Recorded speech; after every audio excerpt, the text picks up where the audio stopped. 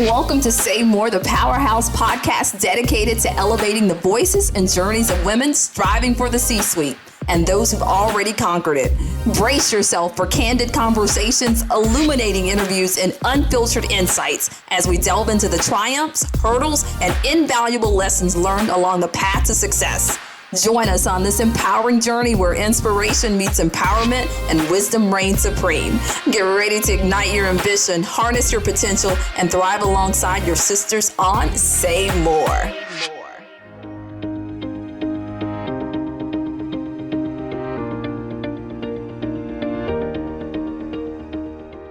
Thank you so much for tuning into another episode of Say More. I am so glad to have you all here. It's been nothing but exciting to, one, have all the new connections and just the conversations that are being stirred.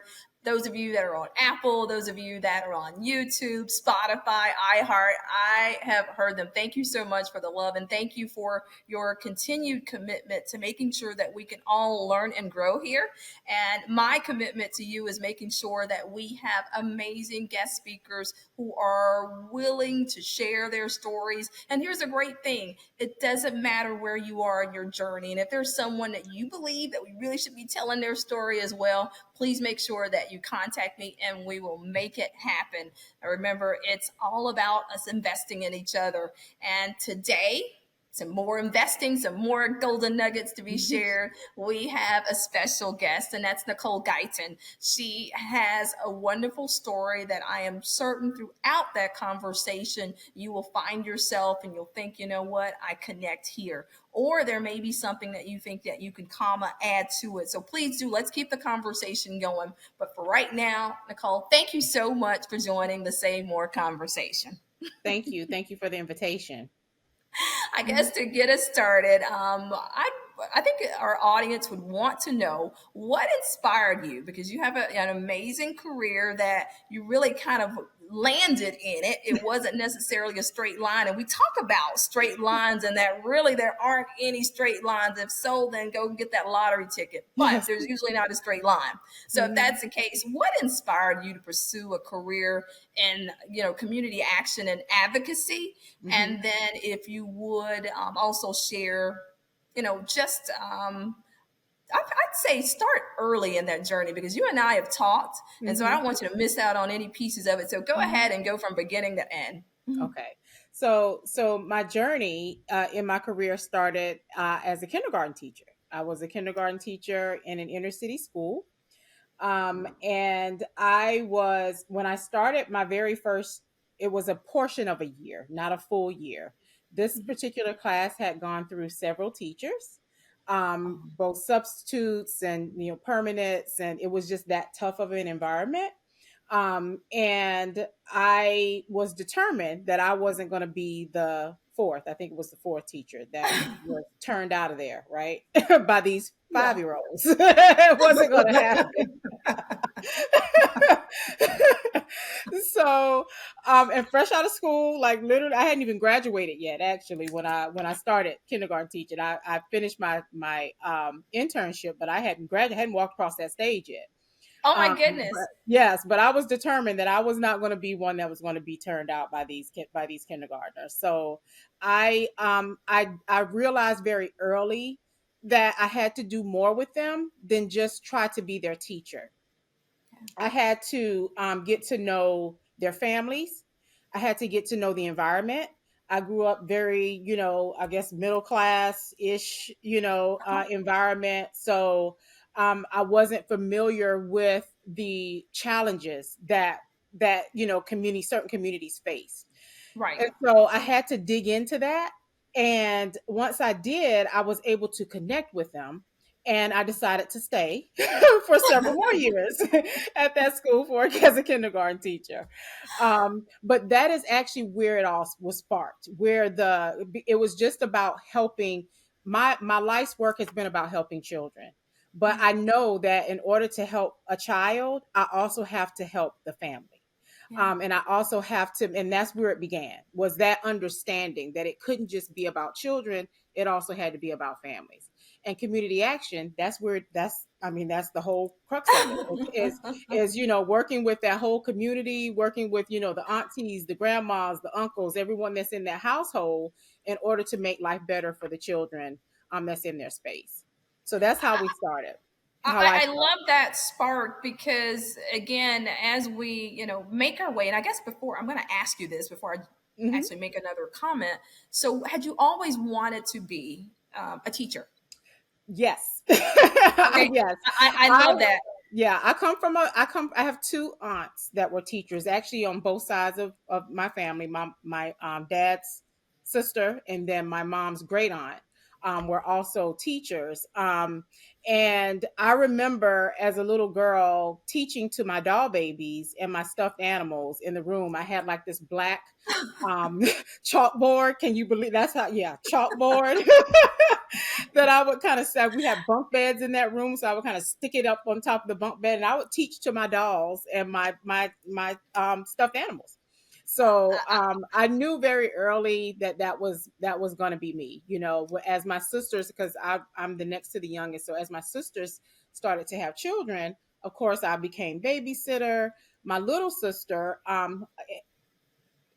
was special needs. She's since passed away, but she was special needs. She had Down syndrome, and Uh-huh. so I spent a lot of time, working and understanding that space as well, just from being having a sibling there. So I knew teaching was it. I knew it was it. You, Now you the know, kind of teacher was up in the air because I had a history teacher who she was beautiful. First of all, I just thought she was the most gorgeous thing ever, and she just was so smart to me. Like, how do you know all of this stuff? So my goal initially going into college was to be a high school teacher, like Miss Heath. right? That was her name. I was going to be a high school teacher. Well, didn't happen that way. Talk about that winding road. This is where it Yeah. begins. This is where it begins. I couldn't stay awake in the history classes.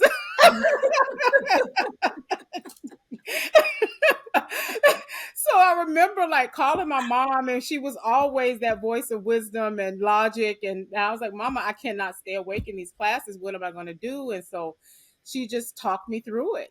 She was like, you're very good with my nieces and nephews, and Yes. I'm good with Tiffy, my baby sister. And I said, well, I know I don't want to do special education. That's been my life.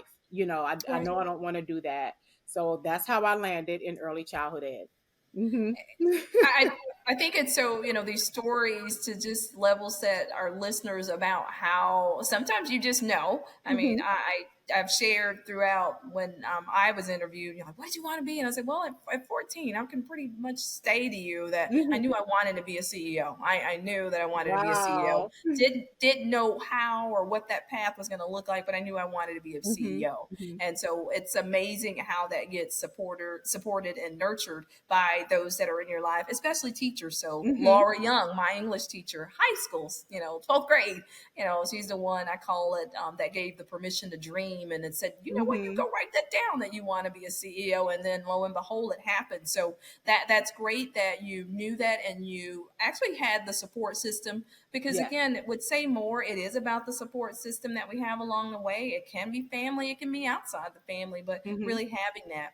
And I think it's probably a great segue for us to talk about the journey to becoming an executive director because I wanted the audience to hear that you love those kiddos in Yes. kindergarten. So, how did you go from kiddos, kindergartners, 5-year old, that's your stakeholders, to executive director of the Florida Yes. Association for Community Action? Well, unlike you, CEO, executive director was not in my purview at all.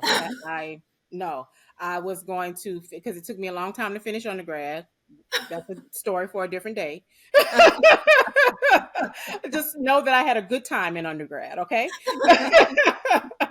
So once I got out, that was it. Like I was going to teach for 30 years. I was going to retire at 55 and then maybe Uh-huh. open up a daycare center or a child care center and kick back and live the rest of my life, right?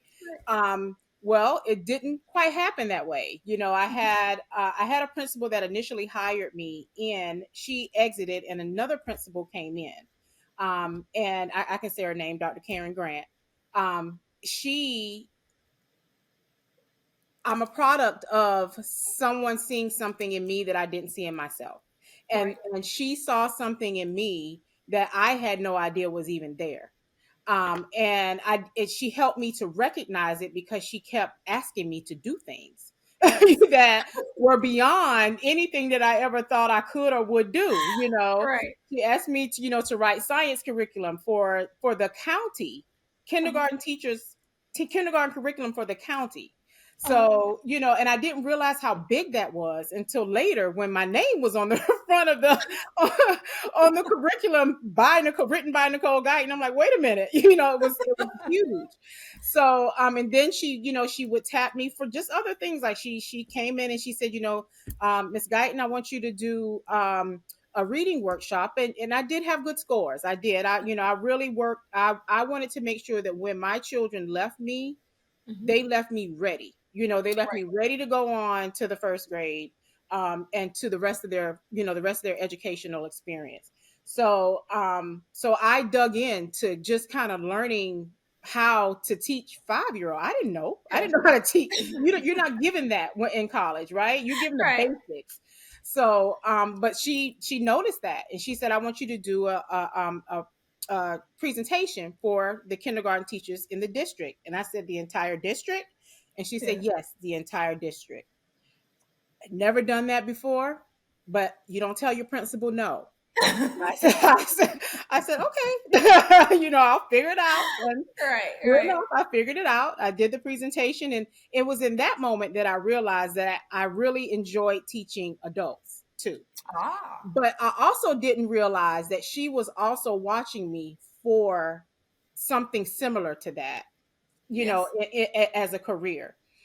So maybe a year or so after that, maybe not even, maybe the next school year, she came, and when she would come to my room, I would do this because I'm like, oh, what, what is it now? You Yeah. know? And so she came in, she said, I'm writing a grant for, it's a rare federal to school grant. Most federal grants go through a funnel system, right? Yeah. But this one was a pilot. And so it was actually coming from the federal government straight to schools. It was called a Mhm. Reading Excellence Grant. And she said, I want you to write the literacy portion. Again, you don't tell your principal no, but I'm terrified Right. on the inside. Like, I have never written a grant before. Writing is not, I would not say it's one of my strongest skills Right. at that time. But of course I said, okay, and so I did research and wrote that portion. In my research, I found a position that kept coming up called a literacy coach. Right. And the grant also talked about a literacy coach. So I was like, okay, well, if the grant talks about it, I got to write it in there, right? Yeah. So I wrote the position into my portion of the grant. That was my position. Once not realizing it at the time, right? So we got the grant. She called. She said, "Miss Guyton, we have the grant. I want you to, go on, put your application in. That's your job." That's exactly what she said. She said, "That's Oh your my job." goodness. And it was my job. I stepped into it. I was a little afraid, because I would be, in essence, telling teachers who have been teaching for years and years beyond me. At this point, I Right. only been teaching a little over 4 years. So for years and years beyond me, I would have to kind of dismantle their whole theory and thought process around teaching reading, teaching Right. literacy. So that was a fear. I watched her also, and the Uh-huh. way she worked with adults and the way she talked to us, and the relationship. So in that essence, she was also a mentor. But that's how I ended up getting out of the classroom, coming out of the Yeah. classroom. But in that, because I was reluctant, because I said, Dr. Grant, my children, that's what I'm here for. That's what I was put on this earth Yeah. to teach, right? Right. um and she said, but you have to think about how you can help more children than the Right. 25 that you get in your classroom every year. And so that has stuck with me throughout the years as I maneuver through my I'm sorry, I left my email open, through my career and in my decision making, because I want to make sure that that I'm always, that every opportunity gives me the opportunity to help more children, to help more families, to help more communities. And that's how I choose and accept jobs, based on that. Exactly. Mhm. So Mhm. you've said, and I love how you've walked us through and added those details to really paint a picture that really it's about oftentimes what others see in you Mhm. and whether you're willing to step up to the Mhm. challenge and challenge yourself, stretch Mhm. and grow, and at the same time not question. You Mhm. have the initial fear, Mhm. but the fact that someone who you view as a mentor believes in you so Mhm. much that that is the thing that spurs you on to do these things and go Mhm. outside of what would be your comfort zone. So Mhm. for listeners who are wondering and saying, "Oh my gosh, I know someone that's exactly like that." They're always telling me these things, and I hate when they say it, but I also appreciate and love when they say it because I know that there's more. And Mhm. so there is more, and taking yourself to that next level in partnership with someone to reach the more is a really good place to be in. So Mhm. Nicole, when it sounds like you were able to break away just a little bit, Mhm. realizing that you were going to be serving Mhm. still with the same commitment and mission, but Mhm. more Right. capacity. Mhm. And you were in education. And then what steers you to, because oftentimes this becomes a conversation that you can have that same mission and passion, but Mhm. perhaps you can do it in a different place and a different Right. space. So in education, but in order to get to the Florida Association for Community Action, something happened. Yes. So yeah, again, not a straight line. Talk No. about, No, no, yeah, no. that piece. Yeah. So, well, so that position, that grant actually did turn into a federal to state grant. So it turned into a federal to state. State distributed it to counties. I became, as the pretty much the first literacy coach in the county, I became the trainer of those literacy coaches in the county. So again, serving more children, right? Because it Yes. was 8 schools that I was now touching. So once Yeah. I got a little taste of that, I was hungry. Like I want to do more. I want to Like, get I didn't more, know I right? like this, but I do. Right, Yeah. right, Mhm. right, right. So then the position became bigger because they then needed trainers regionally because the grant became a regional grant. So then I became a regional trainer. Again, more children, Uh-huh. more communities, more families, right? And so during that, in that position, I got a phone call from one of my close girlfriends, and she said, there's a Head Start director position. Our Head Start director is leaving. That's what she said. Mhm. And I said, well, all right, well, good luck to y'all. you know. And she said, I think you should apply for the position. And I said, I don't know. I don't know Yeah. if that's right for me. Right. And I thought about it, and I thought about the children that I would get from Head Start and how I always felt like I could make a difference, right, in that age group. And also looking at it in terms of, if I get to them early, if I help them earlier, especially Mhm. having gone through the reading training and all that I'd gone through, I knew Right. that the earlier we get to kids, the easier it is for them, right? The better it is for them down the line. So that appealed to me. So I did apply, and I got the position. So I was in that position. And what's so crazy, Dr. Moore, I didn't even know how many children I was responsible for. When I Oh my started the first goodness. day, I had no idea. I had no idea. Wow. When I sat down, my administrative assistant, she said, I said, well, how many children do I have? I'm thinking she's gonna say like 100, Right. 150. She said 799. Well, I said, you wanted more. Yeah. I did want more, right? I did want more. And but the great thing also about Head Start is that it there's a connection between, a required connection, right? For Yeah. how we serve children that also includes the families. It's Yes. a law. There's a regulation. So there was no question that I would also have to work with these families. as Yes. well, in order to support the children. So that was also a part of the appeal. But I had no idea how many children I had. So, but that was my first like leadership position where I didn't supervise the literacy coaches. I coached them basically. Right. I trained them. But that was my first supervisory role. I Mhm. also had 198 on staff. I had like 30 that reported to me immediately. Uh-huh. And so that if I felt like one of the kindergarten teachers that exited before I got there, I was like, yeah, Yeah. this is not what this is not it right here. I made a huge mistake. Yeah. But you know what? It's about learning. It's about learning what you Mhm. like and what you want to do and what you don't Mhm, want to do. mhm, Yeah. mhm. But and I also drew from my mentor. I thought Yeah. about, Dr. Grant and how her supervisory, how she supervised, how, she managed. And I also thought about those leaders that I did not want to be like, Right, And right. so that is really how I got acclimated to the role of leadership. I eventually started taking leadership courses too, Uh-huh. to make sure I understood the philosophies, behind leadership. But that's really how I started in it. And so then eventually, fast forward 4 more years, I then become a regional trainer for Head Start. So now I'm from agency to region, right? I'm in Uh-huh. in and out of 8 states, Uh-huh. training from community action agencies, boards, teachers, um, policy council, which is the parent Mhm. council, just having a ball, right? Uh-huh.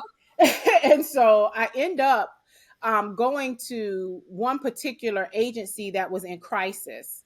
And it was so much in crisis that it pulled at my heart. And when that position, it was actually being turned over to the federal government because of Right. mistreatment, management. Right. And so when that leadership position opened, I applied and Right. it ended up in that position. And that's also how I ended up in Florida. All of the other stuff was Georgia. I'm a Oh Georgia wow. Peach turned Floridian. That's how I identify. I'm a Georgia Peach turned Floridian. And so that's how I ended up in Florida. And that's really where the leadership space in Florida began. But the position as the Head Start director was my first full taste of community action, though, because it was a Right. community action agency that was the grantee. And so I did get to know and understand how you can wrap around a family in Right. order to support them, how those services that are also in community action that I may not necessarily be in charge of could still support the kids, my 799 Yeah. that Yeah. was under my care. So yeah. So that's how I ended up in community action and leadership. Mhm. So I think to unpack some of this and for our listeners, because they're hearing you're not losing what you really enjoy, because we all know that when you love what you do, you will absolutely do the Mhm. best job Mhm. in the world at it. But the other part is that once you got the support Mhm. and the belief of the mentor that really Mhm. maybe you never even knew that she was being that to you for Mhm. you, Mhm. that you were able to just ascend to new heights and even to a leadership role which had never been on your radar. So really Mhm. being Mhm. able to open yourself up to opportunity, Mhm. being ready for opportunity. That's the other thing that I heard, because you also talked about leadership classes Mhm. that you took advantage of, and then there were people that you wanted to model behaviors after. So again, lots of pieces that our listeners, that again, regardless of where you are in your journey, especially for those that may be starting out at the onset of a career, you're like wondering how will you ever get, or maybe you're in the spot that you're going to be in for forever. Realize that you can grow in these spaces, and not only just grow, but also end up in roles that allow for greater impact, which is really what this conversation is Mhm. with Nicole. So, Nicole, what are some of the key initiatives that you're currently working on? Because I really want our audience to know a lot about your organization. And Mhm. just the fact of the matter is, again, listeners, that this is an organization, though Nicole has responsibility for the state of Florida, they're all over the country. Mhm. So when you think about, understanding this and realizing all the different opportunities and pathways that are there, there's one in your neighborhood as well. Mhm. As well. Mhm. So Nicole, what are you currently working on? So, professional development is one of my things. I'll say Hmm. one of my passions, and I am excited that I actually get to continue in that space in this role. Uh-huh. So, professional development is what I'm doing. I just got finished executing our annual conference, but then I also have a plan for a professional development plan for the year that I'm working on establishing in order to launch. And so when I say professional development, it would have to be wide reaching because Right. when you've gone to one community action agency, you've gone to one community action agency. And because they all operate very differently, in a lot of cases, even though the programs may be the same, like Hmm. the low income heating and air program, you, it's the program is the same, but it may be implemented different. It may look different from agency to agency. So my goal is to make sure that those individuals that are in those agencies actually meeting with the clients, actually doing the work, that footwork, to make sure that our Hmm. communities become stronger, that they're strong. So Right. that's one of the plans that I'm working on. The other is a big part of this position is relationship building, Right. and coalition building as well. So I am a liaison pretty much between the 35 community action agencies in the state and the State Department, Right. which is the funder for those 35 community action agencies. So I'm kind of the voice for all of the agencies in the state in communication. So building that relationship, and I say Hmm. building because I'm still fairly new. I'm only a year or so into the position, and I did kind of start by fire Yeah. because when I started, I had to immediately go into planning our annual conference. So, Uh-huh. so I kind of missed some steps in there. So, I'm kind of going backwards a little bit, but getting that relationship established.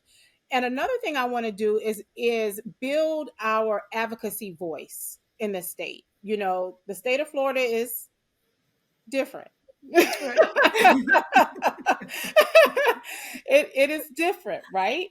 Uh-huh. And it's not the friendliest for those vulnerable populations of people that Uh-huh. community action agencies stand for, and Uh-huh. and that we work for every day. Uh-huh. So I want us to understand that our voice, collective voice, Uh-huh. as community action agencies and as a network, is what's going to change that attitude in the state. And so that is another that I'm working on, is building our advocacy voice. So it sounds like some major initiatives there. We're going to move into, because again, for the listeners, they're wondering, man, this is a lot of, they're really getting to know you and the work that you're working on. But then you have these questions, whether Mhm. you're in a leadership role or maybe you're aspiring to be a leader. And a question that I'd have for you is, how do you approach leading and empowering your team towards like these goals? And in Mhm. this case, not only is it, you're usually a small group with the association staff wise, Mhm. but then you have the bigger work with others that you have got to Mhm. coalesce Mhm. around the goals. So I know sometimes, especially for listeners, it may be hard to get, five people on the Mhm. same page that's in the same office with you. So what are some of the skills that you have used to, when it comes to leading and empowering? I mean, were there tools, were there resources, or, how did you pick up on that? Because really it's about how can you do more with the people around you and not, act as Mhm. a team of one. I'll say my top three lead terms when it comes to leadership is knowledge, listening, and empathy. I think Yeah. those three are, if I lead with those, then I'm more likely to be able to make a connection, because you have to. You have to Yeah. make a connection in order to see progress in anyway, Yes. in anything that I try to do, right? In this particular role, I don't have a staff. And Yeah. I say that proudly. After going from 198 at one point to no staff at all, yes. So, but I still have to apply those same three concepts and terms to the board. I report to a board. also to the executive directors of the community action agencies, to the State Department. I have to always listen and make sure I'm knowledgeable about what it is that, Yeah. that we're supposed to be doing as a network. So knowledge for sure is Mhm. understand, seek first to understand. Mhm. And then the listening part, and I will admit, I'm not always the best at it, because sometimes I just want to say what I want to say, right? Right. But I do work at just listening, and Mhm. kind of hearing what they're saying, and building a plan from that. Right. Empathy is also important for any leader. I always say, when it comes to like terminating, if you have to terminate Yeah. someone, I've always said from the very beginning, from my very first leadership position as a Head Start director, when I had to terminate 3 weeks into the position, by the way, Jeez. Yeah. yes, I said, if this ever becomes hard, I mean, ever becomes easy, if it ever becomes easy to any leader to terminate, to separate someone, to have to separate someone from their livelihood, even if it's from something that they've done themselves, it should Right. never be easy. And if it Right. ever gets easy, then it's time to move on. It's time to Yeah. come up with something else. I've lost my way, right? Yeah. So Yeah. that empathy piece is huge. Even though I had to terminate in those 3 weeks, it was almost like we were close by the end Yeah. of, because of how I managed the process. And also just being clear that, I'm sorry I Yeah. have to do this. I don't want to have to do this. Unfortunately, what happened was against the law. Like I can't, Yeah. you know what I Yeah. mean? So it was There's having nothing that no. you can do about that. Right, Right. right. So empathy is huge. Empathy is huge. Well, Hmm. and you bring up a great point. And for those of you that are listening, I mean, empathy happens to be one of the most sought after traits right now. That Hmm. and companies, regardless of the sector, are seeking to hire empathy Hmm. because, again, we're in the people business. Hmm. We're in the people Hmm. business. So, what are some of the biggest challenges that you've faced in your role, and how have you overcome them? And I would ask because some might venture to say, based on the roles that you've had, Hmm. has is it primarily female dominant when it comes to leadership roles in your space, or is it a combination? And if so, could you talk about some of the biggest challenges that you face? I don't know, it could be, it could be a variety of reasons that you may have Hmm. faced them and how you overcame them. I think it's a combination, of both female and male. I think at one point in time, there was it was predominantly male space. Mhm. But I think as those of us who've come from other sectors like Mhm. education, we Yeah. tend to be more on the, more female, Yeah. that come into these types of roles. So I'm starting to see like a balance. I feel like we're balanced there. Hmm. But the one of the challenges though is establishing my knowledge base. I know Head Start and knew, I'll say that because Yeah. I've come a long way in, Yeah. in terms of knowledge. I knew Head Start. You're like, it's nothing you can ask me about Head Start that I could not tell you. I knew Right. education, right? I knew reading education. I knew technology education. I also have a technology degree. That's that winding road. I am a certified media specialist, a Oh, librarian. I've never done the job. I've oh never my had the goodness. job. I have the full on degree. Never had told that winding road. But so I had to get to know though. I had to get to know the community action details, the meat. I had to get down to the dirty when it comes to Yeah. it. And so, and I'm still in progress with that. I have come a long way, but that is the challenge because my expectation of me is that I do well in this role, right? My board's expectation of me is that not only do I do well in this role, but I do what they need done in order to get the work done in their communities. Well, I have to get to know what that is, right? And make Yeah. sure that I'm providing programs that gets them to that space. So I would say that's probably the biggest challenge. Nicole, what would you say? Because I know some of our listeners are probably thinking, well, that's great because they may be in a role where they're in a setting and they're trying to get caught up to speed. Hmm. Maybe they got a promotion, maybe they're changing careers, maybe it's a first job. How best, because in your case, your bosses are the 30 plus, Mm-hmm.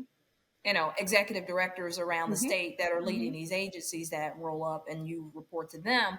How would you recommend individuals who are listening communicate? What's the best way to be able to communicate progress as you're learning, as you mentioned, in this role, and at the same time doing too? Are there suggestions that you have, and that either from this role or from other roles that you've said, yeah, I'd Mm-hmm. encourage you to do this?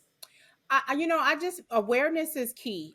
I always make sure that the board is informed and aware of what I'm doing, how I'm doing it, and what my expectations are around it. So I monthly actually communicate, what I've done in that time frame. I have noticed, and I've also gotten some feedback that it's changed from beginning to now. That Right. I am speaking more the talk, more the community action talk. I know the history. I know, I Yeah. know what weatherization actually means. Like, what does it? Yeah. The application of it. I know what the affordable housing issues are. Right. Those kinds of things I didn't necessarily know coming into this space. But I had to work to get there. It's not it didn't just fall in my lap. I worked Right. sometimes day and night, to make Yeah. sure that I understood and that I understand in order to be prepared for the next thing and for the next step. So if you are new in your Mhm. position, and if you feel like it's something that you don't know that you would ever do, I never thought I would do this. Right. I'd always wanted to get to know other programs outside of Head Start, but I never thought I would do this, as an Uh-huh. association executive director. Uh-huh. um, but I didn't shy away from it. I stepped into it, um, taking the risk, but also knowing that I could bring myself up to a space where I was fully armed in everything community action.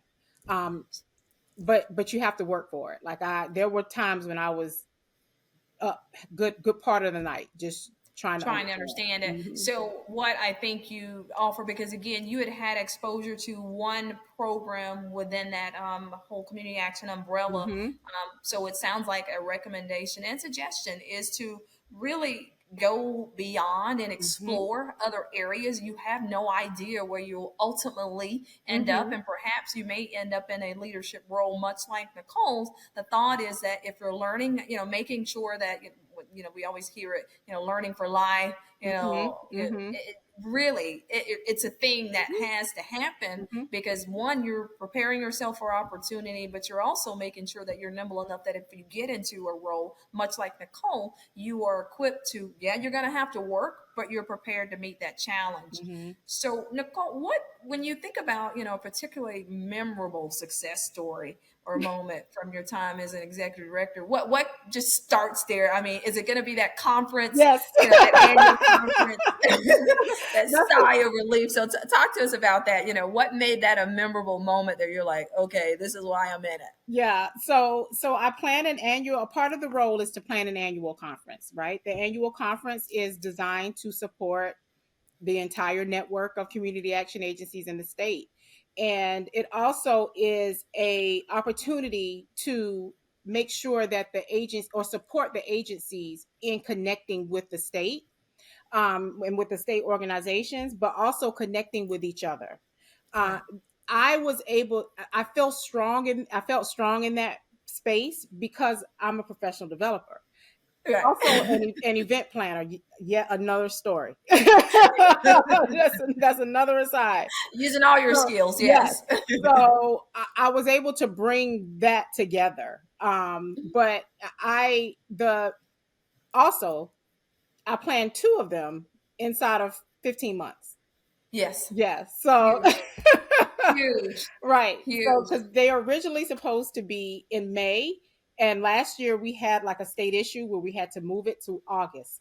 So I executed one in August and then turned around and just executed one a week and a half ago or 2 weeks ago. Yeah. So, Yeah. so that to me is a success, that I'm proud of. But just the execution of it all, the planning of it all, the get the support that I had and that I reached out to get. That's something else as a leader you can't be afraid to do. Yeah. I talked to people who had history, who knew what had happened years ago and what they would want to see happen moving forward. So, and then I was able to pull together what I think was a really, really good experience for our network. So I'm proud of that. As you Hmm. should be. I mean, you talk about trial by fire, but what something that you were able to lean on was things that were your strength anyway, and Hmm. the other piece of Hmm. being willing to go outside the circle and engage. And this is one of the things that I want to encourage to say more listeners that we can't be afraid to ask questions. I know that in some prior episodes we've talked about this whole idea of, sometimes it's not welcomed, and perhaps you may not be in the right space, when you're, when you don't feel like you can ask questions, but Hmm. really you learn by asking questions. Hmm. I get you wouldn't want to do, over and over and over the same question because, there needs to be some retention there, but definitely being free and feeling comfortable reaching out. Hmm. Nicole, how do you stay motivated? Because you are absolutely come across as a very chipper and easygoing spirit. So, how do you stay motivated to maintain resilience, especially in the face of adversity? And I guess if you would share, point of adversity that you experience, and just how did you maintain? Because that's a big thing. Mental health. Hmm. We talk about it day Hmm. in and day out now, and it's critical in self Hmm. care. Hmm. So, what comes to mind when thinking about adversity? So I stay motivated by always returning to my why. My Yeah. why is children and families. That's been my entire career, right? Started out as children, the families came in there, right? So that's Mhm. been my entire career. So I Mhm. always return to that in some way. A big part of the role too is, like I said, making the connections. And even in my past roles, I had to make connections, but I like to touch people, now Mhm. that we're out of COVID. but but I mean be in their space. So I Right. literally get in my car and I drive to the agencies and I sit and have conversations with them. I want to hear what they have to say, Mhm. but I want to do that in a much more personable way. Or I'll get in my car and I'll go to the local Head Start because they know me, and I'll go Yeah. in one of the classrooms if I want to, so it's Yeah. just to always bring myself back to why I'm doing this, why I'm in this Right. space, why I'm pushing forward to the next thing. Always return to that. A big part of that when it comes to the self-care piece is finding those things that make you happy outside of work. I Yes. had to, I have girlfriends who they just love to go to the spa. That is not my thing Yeah. at all. I'm like, I don't want to go to the spa. I'm not one of the women that like to get their feet and nails done. I do it Uh, because I have to, because I don't want my nails to look horrible, because I can't do yeah. it myself. So that doesn't do it for me. But if that does it for you, then do that. But you have to first discover that. And Right. that over the years, I have worked to discover those things that make me happy. I'm in Florida because I love Jacksonville Beach. I love the Yeah. beach. When I fell in Yeah. love with Jacksonville Beach, I decided that this is where I wanted to make the rest of my life, right? Right. And I wanted to be this is what made me happy, was being close to the Yeah. beach. So I find time to go to the beach when I can.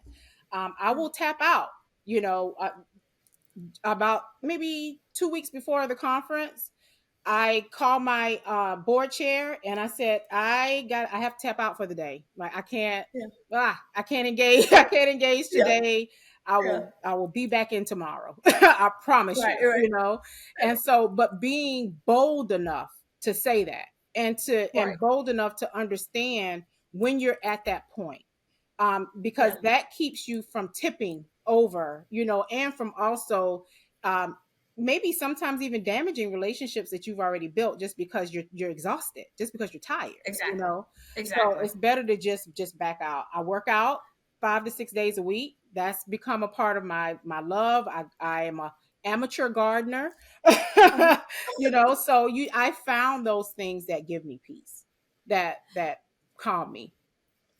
And I think that's, I call it the home base that allows for you to get to that peace and calmness that you need. But Hmm. we all, women going along this journey experience some level of adversity, and you're like, Hmm. oh my gosh, will I be able to get through this? So anything where when you think about it, you're like, oh my gosh, I don't know how in the world I Hmm. ended up here, but my goodness, I had to dig down deep to get out of it. Yeah. Well, the resiliency part of it Yeah. is in 2022, I lost my job Hmm. very very Hmm. suddenly. And I was lost for a minute, Yeah. because I was bruised by it. Because I felt like I'd given my all, in that Uh-huh. position and the circumstances around it. So just all of that was swirling around in my head. Another thing that was swirling around in my head is, what did I want to do next? Right. What do I want to do? Right. Because, and it's no flex, it's not me being boastful.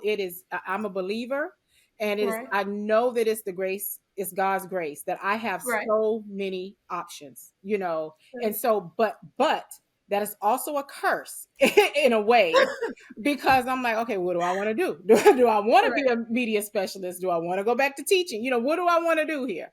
Right. So, not realizing that in that position, I never got comfortable. Right.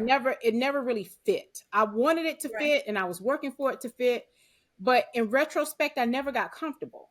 Right. So I think it was meant to be that God took me out of that. Like, Right. you're not gonna get comfortable in this. You got to find something else to do. But Right. I also had to make money. I'm like, I got bills, Jesus. you know, I have bills. I gotta live, Lord. Like, what is it here?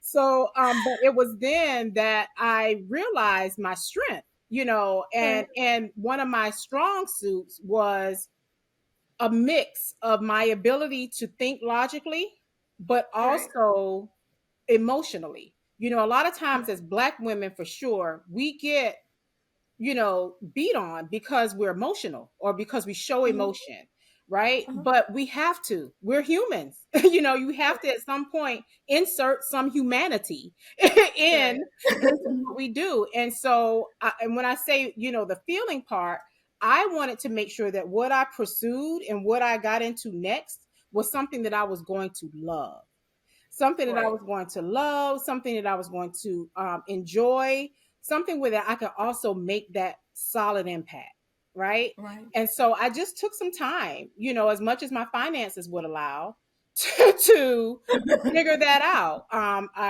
also an entrepreneur, so I ramped up my business, and that also was a blessing because I now continue in the business. And Right. I'd already had it. I just kind of, when I got that role, I just kind of put it on the back burner, right? Yeah. But I started to rely on some of those things that were already inside of me, Right. and I was able to thankfully bounce back. I know that's not everybody's story, um, Right. but the power is there, and that's where I discovered my strength was in that experience. I know now that I can handle and I can tackle just about anything that's put in front of me. Hmm. I love the candor that comes along with Say More. So many stories of one, adversity, challenges, opportunities. But with each one of the stories and conversations that we've had, we always recognize that it made us stronger. Hmm. It made us Hmm. stronger, made you stronger, made them stronger. And that in retrospect, as you mentioned, and I know some listeners will either say they're in that moment right now, it's Hmm. not a fit, but you're like, okay, I'm just going to hang on. And, Hmm. but, when it's not a fit, it's not a fit. Hmm. And sometimes, certainly, removing the band aid, somebody's going to remove it and determining what's next. And I love how Nicole described it, that she knew that what her next was, she needed it to be something that she absolutely loved and was passionate about. And I think we can all sometimes find ourselves in roles that may fit by way of skill, but may not align with passion, Hmm. mission, values. And those other three that I just mentioned matter a whole lot, Hmm. and you will recognize the difference between them. So, Nicole, thank you for sharing that, and Hmm. thank you for providing that insight, because again, some of the best role models that we'll ever have are some that may never even know that they were the role model for you. Mm, And you get to be that for some of our listeners now that we know are global. mm. Thank you again, Save More listeners, for not only being in the United States, but outside of the country as well. So thank you for Awesome. that. That's awesome. Nicole, in your opinion, what are the most pressing issues facing communities today? And we're going to, get back out to the community action, because again, it's such an amazing organization with mission. But what are some of the most pressing things that issues facing communities, and how can they be addressed? And perhaps even with some of the listeners that are on here today. Two P words: Mhm. poverty and politics. Both. Both. And I Two say it extremes, to then. Oh my extremes. goodness. Yes, I say it with a chuckle, but it's true. Poverty is real. I Yeah, think over time we can become desensitized to the fact that poverty does still exist. It is real. There are folks struggling. There are mothers, families struggling just to, just yeah, to put food on the table, to keep a roof over, to keep lights on. yeah, That is real. That's a real problem.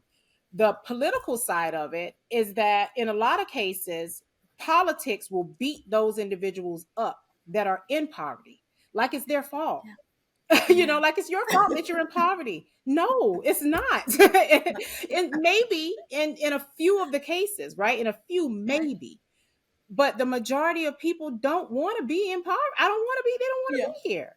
So yeah, those are the two big issues and they're kind of, you know, pit up against each other, yeah. because of the political atmosphere. Not just in Right, this state, there's several other states that I know of that, maybe in even all of them, but several of them that come to mind immediately, where they are yeah, also struggling with that type of mentality. That right, a leg up. If we give you a leg up, you're never going to do it on your own. You're never going to, you got to pull yourself up by your bootstraps type, mentality that doesn't help. That's not helpful to people. And most people, all we want to do is just be comfortable. We just want to be right. comfortable. We don't necessarily Yeah, want what you have. We're not trying to yeah. take it. We just want to be comfortable, And so those are the two issues: is helping people, bringing awareness to the fact that Right, poverty still exists. There are still right. people that are struggling, right? And there Yeah, are things that we can do to support them on the poverty side. The politics side is that whole advocacy coalition building. yeah, That's the biggest challenge, because sometimes we get scared. If I'm too much in the forefront, then somebody may come after me, or I may lose my job, or so some of right, those kinds of thoughts can come up as well. But building that coalition, that grassroots environment, that's what community action is all about. Is right. and pushing the needle to make sure that we are supporting those individuals who are in poverty, not willingly. Well, I will tell you that your board members should be extremely proud. I am proud that you get to represent Florida, and the level of advocacy and passion that you are demonstrating in this conversation. It is not made up, it is real, it Hmm. is homegrown, and you can tell how much the little ones shaped what you're doing now Hmm. and why it mattered, because again, they go back into homes, and homes have families that are trying to make Hmm. it. And oftentimes what we will see is a bad apple that Hmm. then paints the picture of what we believe all of poverty Hmm. looks like. Hmm. And I will tell you that as you mentioned, it's not the case. Having worked in a nonprofit environment and just working with people just in general, I firmly believe that for the most part, people really want to do the best that they can. Hmm. And I think to ever lose that, then Hmm. it really puts us in a bad place. So, but thank you so much. And again, board members, I know that you'll get a chance to listen as well of this advocate that you all have leading your shop and doing a great job. Nicole, how do you envision the future of community action and advocacy, particularly in Florida? Are there things that we should be mindful? You've talked about the poverty, you've talked about the politics, but what do you think the future is going to look like if you had to pull out that crystal ball? Crystal ball is going to be tough. Again, on the political side, we have, especially with, I mean, I can. think about all my years in Head Start. Every year Hmm. or every election year, Head Start would come up in conversation because, is it helping? Why are we pumping that much money into it? That money can go to school districts, so it was those kinds of conversations. That happens with all the other programs that also support Right. vulnerable populations of people. So I think it's going to be tough, especially if the tide changes in terms of our political affiliations, who's in Right. office and that kind of thing. So I think that part we really need to stay ahead of understanding, and again making sure that as a community, as a network, that we stay connected in order to fight that fight, if you will. um, That's powerful because the next, when I think about, fighting the good fight, being prepared for it, and advocacy, what advice would you give to young women who are aspiring to a leadership role in community organizations? But before you answer that one, I'm going to ask you, because really who you have been fighting for and working for have been individuals whose voice may never reach, the microphone. mhm, So what advice would, because again, we want to meet people where they are. I mhm. always tell people I love, when people say, what was your first job? Well, my first job was actually as a dishwasher at 14, Oh, or, McDonald's. I worked throughout college, mhm. Mine was and you Hardee's. meet a, huh? Mine was Hardee's. Yeah, and you meet a variety of different people, and some of the hardest working people that may not know how to find their way out or up. Mhm, So what advice, especially, targeting women, mhm, young women aspiring for a leadership role, that, you may be at McDonald's today, or you may be in your first administrative role, what mhm. what bits of advice would you be able to offer? So two bits of advice. Okay. Don't be afraid to take risks, Hmm. and always listen to your gut. Yeah. Don't be If I was afraid of taking risks, if I had that very first time Dr. Grant came to my room with this wild request to Yeah. write science curriculum, I would not be here, because she Yeah. would have looked at me completely different after that. If I Yeah. said, I don't want to do that, Yeah. or no, I'm not going to do, I don't get paid for that as right. I oftentimes. Yeah. potentially could not be here. Like I really could have Yeah. made my plan. I could have followed that 30 years. I'm out, I'm getting a child care center, right? Yeah. So don't be afraid to take a risk. I took a Hmm. risk in moving to Florida. I took a risk in leaving basically that first position and kind of making a big old circle around the state. I just Yeah. followed my gut. My Yeah. gut to me is also the voice of God. Again, I told you I'm a Yeah. believer. So I both of those come into play for me. I'm very, the spiritual side. I was told that I had to walk this path in order to Right. get to the ultimate, whatever that Yeah. ultimate was. I didn't know what that ultimate was. I had no idea. But to me, this Yeah. is it.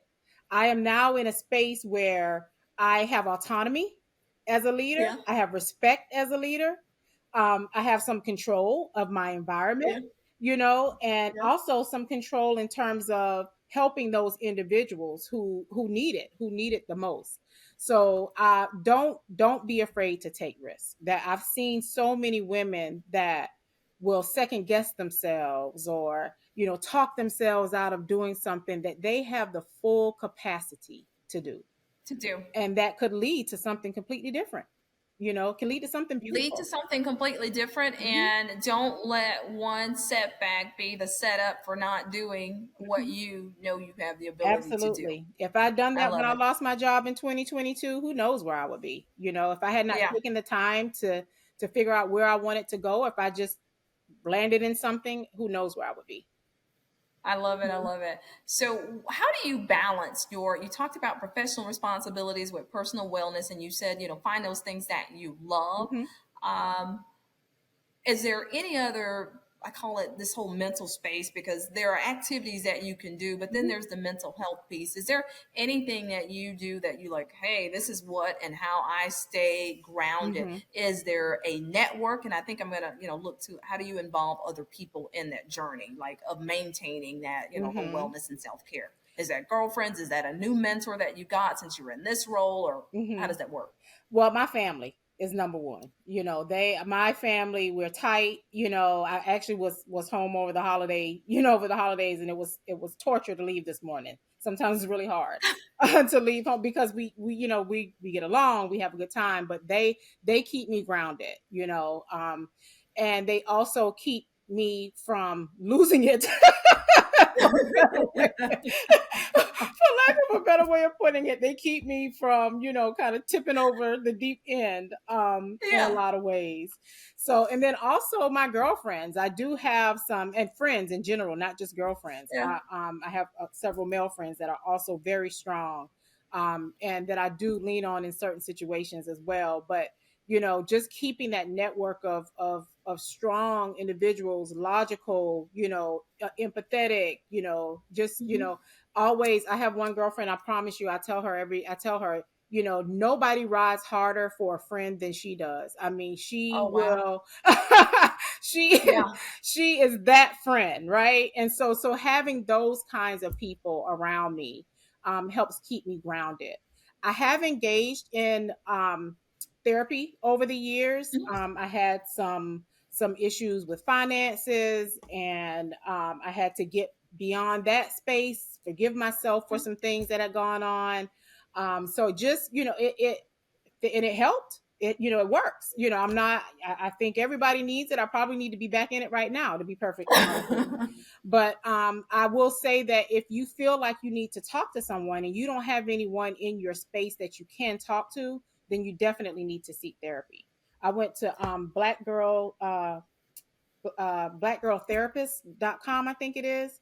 And that's how I found, several that I reached out to and talked to. So there's lots of resources that way.